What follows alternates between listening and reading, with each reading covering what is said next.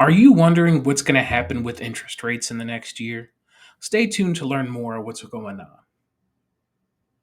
Hey, everybody, welcome back to the Real Tea Podcast with Anthony Griffin, Keller Williams 1, Greensboro, North Carolina, Kim Mathis and Associates. And today I wanted to take a deeper dive into what mortgage rate projections are for the next year or so. So we just got some new projections that came out. Thanks to Keeping Current Matters for providing the info. Just to touch base on where we are right now.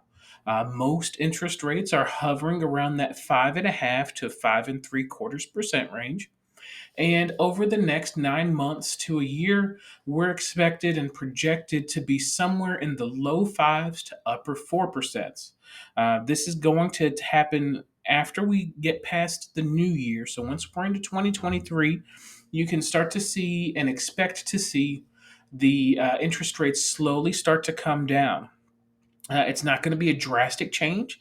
It's not going to be something that you see just over the course of a few weeks. We're talking over the course of many months. So, hopefully, by quarter 3 of next year, which would be in that June to September timeframe of 2023, we'll be somewhere in the upper fours, maybe the 4.8, 4.9% range, or low fives, maybe 5.01, 5.1, something in that general vicinity.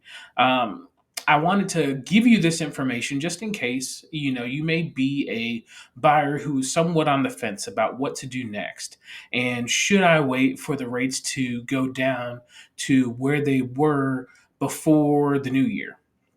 Realistically, I don't know if we're going to see a sub 3 or a 3% interest rate range anywhere near the near future. However, knowing that the interest rates are going to start to go down in the new year is very encouraging.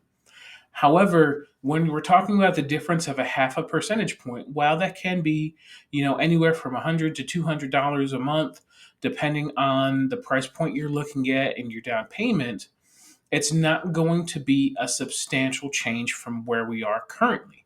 There are other things and other areas you can look to try to help yourself to improve that rate in the short term without having to wait until the summer of 2023. For instance, if you have the ability or flexibility financially to go with a 15-year fixed loan as opposed to 30-year fixed, those 15-year loans are getting substantially better rates currently. Also, we're starting to see a rise and an uptick in buyers looking for and going with adjustable rate mortgages, also known as ARMs. And there are many different lenders out there that have started to really offer that adjustable rate mortgage in quite a few different packages. Some can be 5-year range, some are 7-year.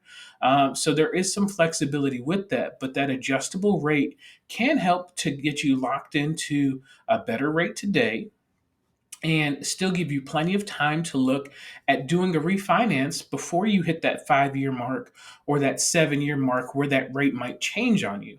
So, those are definitely available options to get you in a home today that works versus um, continuing to hope that the rate's going to go down further and further. It's not going to be a situation where you see that drastic fall. And because you're not going to see a drastic fall in rates, to expect it to drop to that sub 3.5, that sub 2.5 range is you're waiting for a train that may never come. So the best thing you can do is set yourself up in a position where you can still take advantage of purchasing a home today, purchasing a home that fits your needs at a more reasonable price point. The great news, just like we've talked about in recent podcasts, is the market is starting to shift and is starting to cool a little bit. And because of that, you're not competing with as many buyers as you were 6 months ago, even 3 months ago. You don't have to really worry about that 10, 15, 20 offer on a single home situation. You might still be in multiple offers, but I would much rather be in a position where I'm one of four instead of one of 10 or one of 15.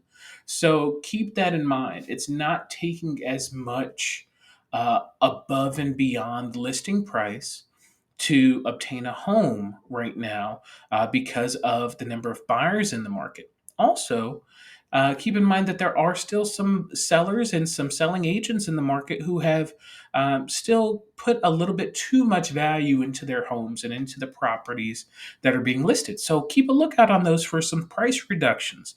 Price reductions can be a great way to get into a home that still suits your needs at a better price.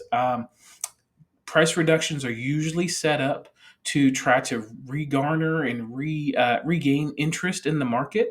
However, you might start seeing in your area that those properties are starting off with a $2,500 reduction or a $5,000 reduction, and you might be thinking, well, that's not a significant drop in price.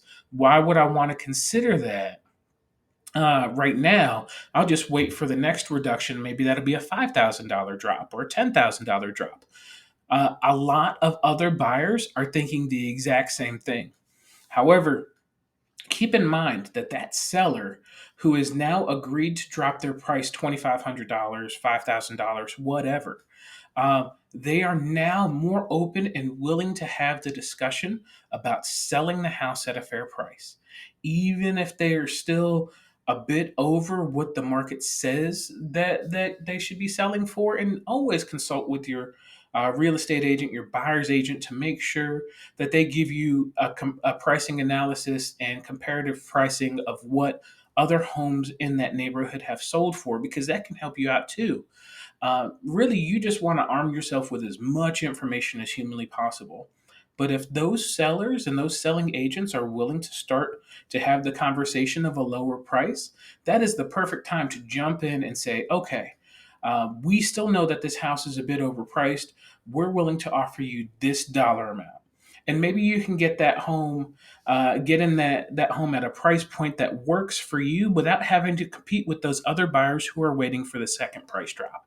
So, those are just some tricks and some tools that can help you to still take advantage of purchasing a home now and what you could expect to see with interest rates here in the next 9 months to 1 year.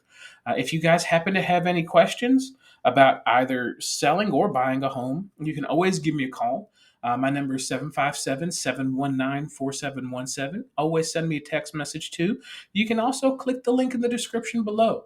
I hope you guys have a great week. I look forward to talking to you next time.